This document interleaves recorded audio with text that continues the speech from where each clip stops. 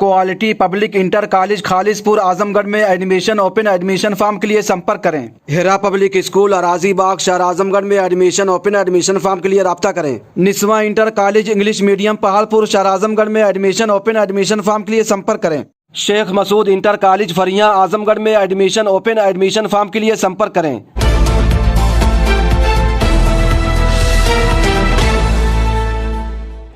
जय हिंद, आदाब। मैं हूं शमीम जराजपुरी और आप देख रहे हैं खबरों नज़र चैनल। सबसे तेज़ और ताज़ा समाचार देखने के लिए बने रहिए हमारे साथ। अब खबर विस्तार से।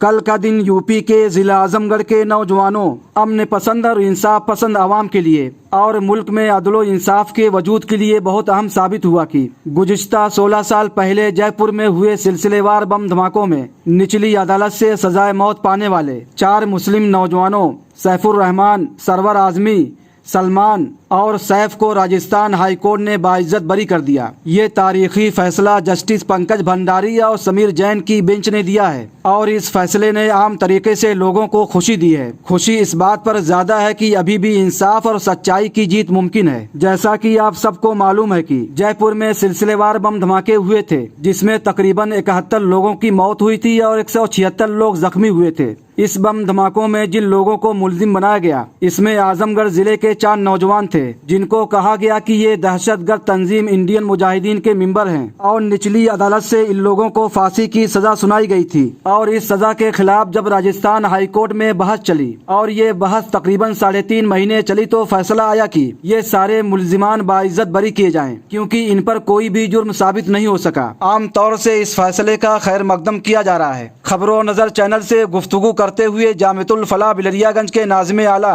और मुमताज आलिम-ए-दीन मौलाना मोहम्मद ताहिर मदनी ने अपने जिन ख्यालात का इजहार किया है, सैफ के वालिद शादाब अहमद उर्फ मिस्टर ने भी इस फैसले का खैर मकदम किया है। संजरपुर के रहने वाले तारिक शफीक, मसीहुद्दीन संजरी और चकिया हुसैनाबाद के रहने वाले शाहिद चकिया ने भी इस फैसले का खैर मकदम किया है। वहीं दूसरी तरफ समाजवादी पार्टी महाराष्ट्र के सदर और मशहूर मिल्ली सियासी व समाजी रहनुमा अबू आसिम आजमी ने भी अपने जिन ख्यालात का इजहार किया है, वो भी हम आपकी खिदमत में पेश करते हैं। रमज़ान के इस मुबारक महीने में मैं सबसे पहले आजमगढ़ के लोगों को मुबारकबाद देता हूँ। जिस आजमगढ़ को आतंकवादगढ़ कहा जाता था, जहाँ के 4 बच्चे मोहम्मद सैफ, मोहम्मद सरवर, सैफुर रहमान, सलमान, जिनको ब्लास्ट केस में जयपुर के केस में पकड़ा गया और 8 FIR थे 14 सालों से अंदर, जब निचली अदालत सेशन कोर्ट ने फैसला किया तो इनको फांसी की सज़ा सुनाया और चारों तरफ मीडिया में मुसलमानों के खिलाफ वावेला मचने लगा कि ये जिस मुल्क में रहते हैं उसी मुल्क के खिलाफ ये जो आतंकवाद की घटना करते हैं, ब्लास्ट करते हैं। मुझे अफसोस, मुझे बहुत खुशी आज कि आज भी इंसाफ जिंदा है इस मुल्क के अंदर कहीं ना कहीं। हाई कोर्ट के जज साहब ने जब फैसला दिया, इन चारों को बेकसूर छोड़ा है और ये भी कहा है कि उन पुलिस वालों के खिलाफ मुकदमा होना चाहिए जिन पुलिस वालों ने झूठी गवाहियाँ, झूठे कागजात बना करके इनकी ज़िंदगी बर्बाद किया था। ऐसे बहुत सारे केसेस इस मुल्क में। मैं इसमें किसी पार्टी का कोई इल्ज़ाम नहीं लगाना चाहता हूँ। किसी पार्टी की भी हुकूमत रही हो, चाहे कांग्रेस की रही हो, चाहे BJP की रही हो, शिवसेना की रही हो, इन सब ने बेकसूर मुसलमानों को जेलों के सलाखों के पीछे बंद करके इनकी ज़िंदगी दूभर कर दिया, जिनकी कोई गलती नहीं है। कहीं किसी ने गलती से किसी मोबाइल पे कोई चैट कर लिया, किसी से बात कर लिया, उसके लिए इनकी ज़िंदगियां दूभर कर दी गई हैं। इंसाफ का तकाजा ये है कि जितने बच्चे जेल में हैं, इनको तुरंत जो है इनकी इंक्वायरी होना चाहिए, कसूरवार को सज़ा दी जाए, इसमें कोई वो नहीं है। लेकिन मजहब देख करके, किसी मजहब को निशाना बना करके इस मुल्क में हिंदू भाइयों के बीच में मुसलमानों की तरफ से ऐसे वाक़यात दिखाकर जो नफरत पैदा की जा रही है ना, इससे मुल्क कमज़ोर होगा। अभी भी वक्त है, इंसाफ लाइए। इंसाफ होगा तो लोगों के अंदर हमदर्दी होगी और इस मुल्क की तरक्की होगी। मुझे बहुत खुशी है, मैं बहुत बधाई देना चाहता हूँ जज साहब को, जिन्होंने इंसाफ किया और बच्चे 14 साल के बाद कम से कम वो बेकसूर साबित हुए। मैं इस वक्त मौजूद हूँ यूपी के ज़िला आजमगढ़ के कस्बा बिलरियागंज में और ख़बरों नज़र चैनल से बातचीत करने के लिए मौजूद हैं जामिअतुल फलाह बिलरियागंज के नाज़िम आला और मुमताज़ आलिम-ए-दीन मौलाना मोहम्मद ताहिर मदनी साहब। भी कल का ये फ़ैसला है राजस्थान हाई कोर्ट का, निचली अदालत से सज़ा पाने वाले, मौत की सज़ा पाने वाले जो 4 मुस्लिम नौजवानों को राजस्थान हाई कोर्ट ने बरी कर दिया है। तो इस फैसले को आप किस तरह से देखते हैं और क्या रद्द-ए-अमल हैं आपके? कल जो खबर आई राजस्थान हाई कोर्ट से, वो बहुत ही मसर्रत अफ़ज़ा और इंतहाई खुशकुन ख़बर थी। हमारे बेकसूर नौजवान जो बरसहा बरस से जेल की सोबतें बर्दाश्त कर रहे हैं और उनके ऊपर इल्ज़ामात लगाए गए थे, निचली अदालत से उनको सज़ा भी सुनाई गई थी, लेकिन उसकी अपील हुई और हाई कोर्ट में लंबी उसकी समाअत चली और अल्लाह का शुक्र है कि हाई कोर्ट ने उनको बरी कर दिया और कोई चीज़ उनके ऊपर साबित नहीं हुई। और बल्कि हाई कोर्ट ने ये रिमार्क भी दिया है कि जिन एजेंसियों ने और जिन अफसरान ने इन बेकसूर नौजवानों को मौरिद इल्ज़ाम ठहराया था, उनके ख़िलाफ़ कार्रवाई होनी चाहिए, उनके ख़िलाफ़ जांच होनी चाहिए। तो इस ख़बर से न सिर्फ़ उन बच्चों के अहले ख़ाना और मुतल्लिक़ीन बल्कि तमाम लोगों को बहुत खुशी हुई और बहुत मसर्रत हुई और अल्लाह से दुआ है कि जल्द से जल्द ज़ाब्ते की कार्रवाइयाँ मुकम्मल हो और वो बच्चे रिहा हो जाएं और अपने घर आ जाएं।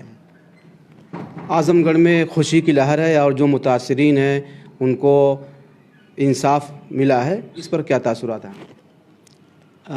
देखिए, ये अगरचे बहुत ही खुशी और इत्मीनान की बात है कि अदालत से इंसाफ मिला, लेकिन ये बात भी काबिल गौर है कि 15 साल का अरसा गुज़र गया और इतनी लंबी मुद्दत का गुज़र जाना ये ख़ुद एक तशवीश की बात है। इंसाफ में अगर ताख़ीर हो तो ये भी नाइंसाफ़ी है। सिस्टम कुछ ऐसा होना चाहिए कि कार्रवाइयाँ जल्द हों, जल्द से जल्द इंसाफ मिले। इतना लंबा वक्त गुज़र गया, ज़िंदगी के कीमती 15 साल बर्बाद हो गए, अब उनको कौन वापस ला सकता है? तो ये बड़ी एक तशवीश की बात है कि इस तरह के मुक़दमात कायम होते हैं और बरसहा बरस तक मुक़दमात चलते हैं, गैर मामूली ताख़ीर होती है। कोई नौजवान 10 साल बाद बरी होता है, कोई 15 साल बाद बरी होता है, कोई 20 साल बाद बरी होता है। इस सिलसिले में ये ज़रूर होना चाहिए कि जो नौजवान बरी होते हैं उनको गलत तरीके से जिन एजेंसियों ने फंसाया, जिन अफसरान ने फंसाया, उनके ख़िलाफ़ कार्रवाई होनी चाहिए। अगर उनके ख़िलाफ़ कार्रवाई होगी तो फिर ये सिलसिला बंद होगा। बेगुनाहों को फंसाने का सिलसिला ये उसी वक्त बंद हो सकता है जबकि इस तरह के अफसरों के ख़िलाफ़ कड़ी कार्रवाई की जाए। ये जो 4 मुस्लिम नौजवानों को राजस्थान हाई कोर्ट ने बरी किया है, इसके अलावा और जो नौजवान हैं जो दहशतगर्दी के इल्ज़ाम में हिंदुस्तान की मुख्तलिफ़ जेलों में बंद हैं, जो उनके मुतासरीन हैं और जो वकला उनकी पैरवी कर रहे हैं, उनको कानूनी जो है इमदाद फ़राहम कर रहे हैं, जो भी तंजीमें, तो उन मुतासरीन के लिए और जो वकला इन नौजवानों के मुकदमात को देख रहे हैं, तो उनके लिए आपका क्या पैगाम है? देखिए, ये जो चारों नौजवान बरी हुए हैं हमारे ज़िले के, सैफ़ और सैफ़ुर्रहमान और सरवर और सलमान, इनके मुकदमात की पैरवी के सिलसिले में डॉक्टर जावेद अख्तर साहब की क़यादत में ओमिला ने मुसलसल काम किया और बड़ा ज़बरदस्त काम किया, बड़ी बेहतरीन पैरवी की और उसका नतीजा है कि आज ये इंसाफ इनको मिला है। और भी जिन लोगों ने इस सिलसिले में ताउन किया है, इनकी पैरवी की है, सब लोग शुक्रिया के मुस्तहिक़ हैं और बहुत ही काबिल तहसीन उनका काम है। बहुत से नौजवान हैं जो इस तरीके से जेलों में बंद हैं और उनके ऊपर मुख्तलिफ़ तरह के इल्ज़ामात लगाए गए हैं। ख़ुद दिल्ली का जो कांड है, बटला हाउस कांड, उसके ताल्लुक़ से कितने नौजवान वो जेलों में बंद हैं। शहजाद तो जेल ही में उसका इंतकाल हो गया, चंद महीने पहले जो है उसकी तदफीन हुई। तो इस तरह से बहुत सारे मुतासरीन हैं और भी बहुत से केसेस में मुल्क की मुख्तलिफ़ जेलों में बेकसूर नौजवान बंद हैं। उनके सिलसिले में ये कार्रवाई होनी चाहिए कि जल्द से जल्द उनके मुकदमात निपटाए जाए, उनको इंसाफ मिले। उनके अहले ख़ाना के साथ है हम सब की दिली हमदर्दी है, हम उनके साथ हैं, उनके लिए दुआ करते हैं कि जल्द से जल्द उनको इंसाफ मिले, उनकी रिहाई अमल में आए और ये अफसोसनाक सूरत हाल है कि जेलों में बेकसूर मुसलमानों की तादाद बहुत ज़्यादा है। उनकी आबादी का जो रेशियो है मुल्क में, उससे कहीं ज़्यादा उनका रेशियो जेलों में है, और अक्सर व बेशतर बेकसूर हैं और बहुत से मजबूर हैं, वो अपने मुक़द्दमात की पैरवी भी नहीं कर सकते। उनके लिए हम दुआ करते हैं और तंजीमें जो इस सिलसिले में काम कर रही हैं उनसे अपील करते हैं कि वो ऐसे लोगों के मुक़द्दमात की इसी तरह से पैरवी करें और उनको इंसाफ दिलाएं ताकि वो रिहाई पा सकें और अपने घर वालों के दरमियान आ सकें।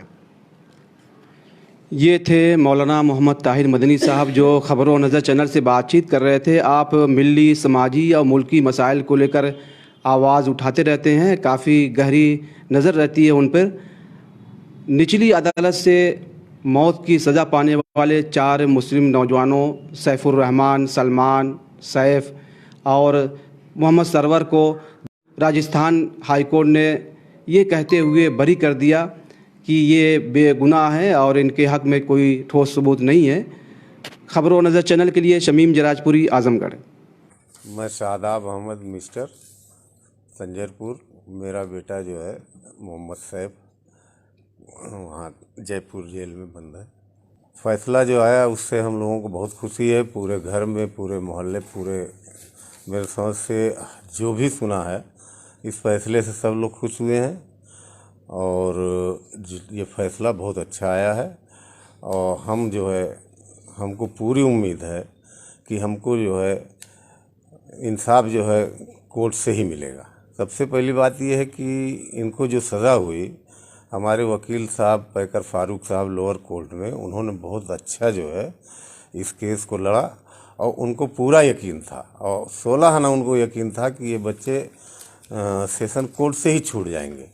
मगर कुछ ऐसा फैसला आया जिसके लिए कोई नहीं तैयार था और वो खुद जो है बहुत बहादुरी के साथ उन्होंने उस दिन, जिस दिन फैसला आया, उन्होंने खुद कहा कि इस फैसले में कुछ भी जो है सही नहीं है।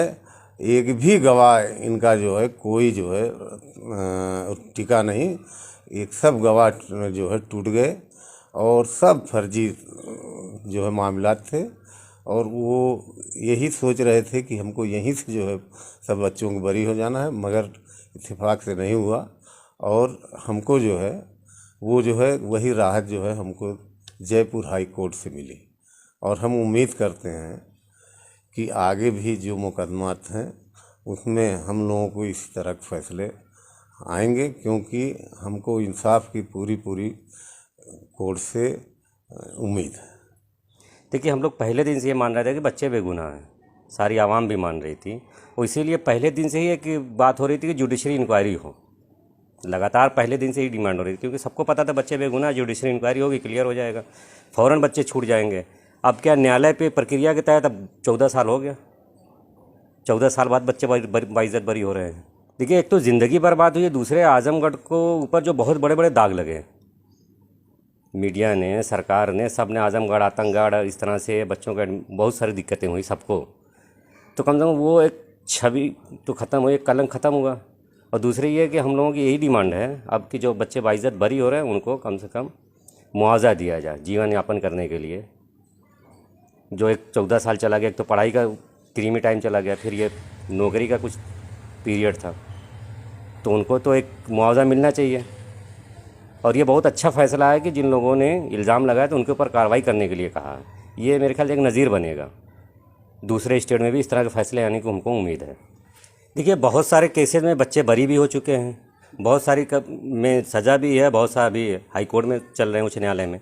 तो हमें उम्मीद है जैसे यहाँ जयपुर उच्च न्यायालय में फ़ैसला आया है, आगे दूसरे न्यायालय में भी इसी तरह फ़ैसला आएगा, क्योंकि इसमें भी जो एविडेंस है, एविडेंस पे ध्यान नहीं दिया गया, वही एविडेंस सुप्रीम हाई कोर्ट में है। हमारे लिए खुशी की बात है, बच्चे बरी हुए हैं, तो जाहिर सी बात है सिर्फ एक घर का, एक गांव का मामला नहीं रह गया था, ये पूरा ज़िला इससे मुतासिर था, तो सारे लोगों को सुकून मिलेगा और दूसरे के और जगहों पे इसका फ़ायदा मिलेगा।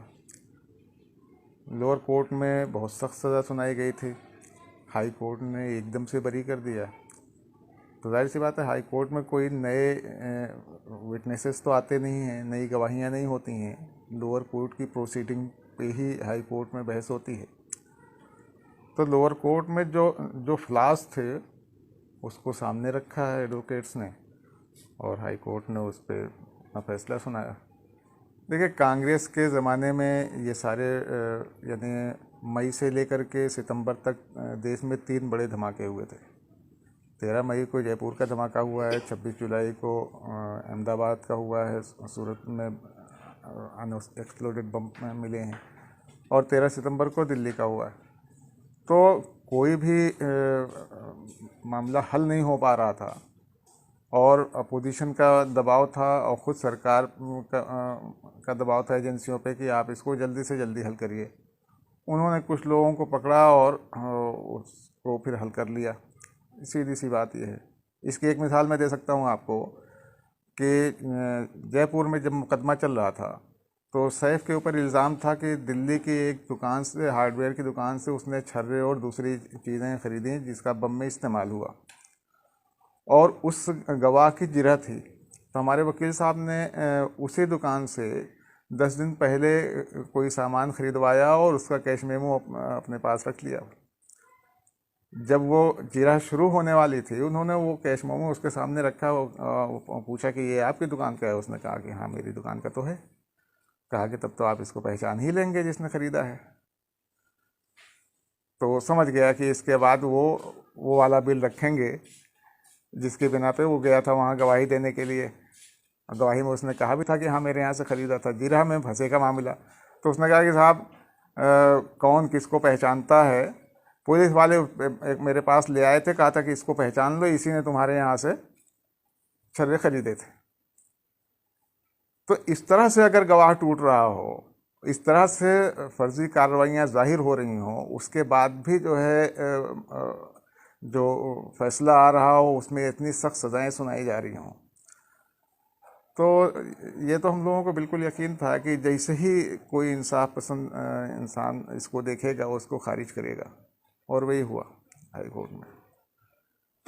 पहली बात तो मैं जज साहब का बहुत बहुत शुक्रगुजार हूँ, और उन्होंने इंसाफ किया। और हमारे लड़के जो आजमगढ़ को बदनाम किया गया, हमारे लड़कों को, ये बहुत ही अच्छा फैसला आया है। इससे आजमगढ़ का भी नाम रोशन होगा। हम लोगों के ऊपर जो कलंक लगा है आजमगढ़ के ऊपर, कम से कम इसमें हम लोग अपना सर ऊँचा करके चलेंगे। और हमारे आजमगढ़ के तमाम मुसलमान बच्चे इस तरह कभी सोच भी नहीं है, न इस तरह के लोग हैं, लेकिन पता ही नहीं क्या हो गया है कुछ लोगों को कि आजमगढ़ को खामखा बदनाम किया जा रहा है।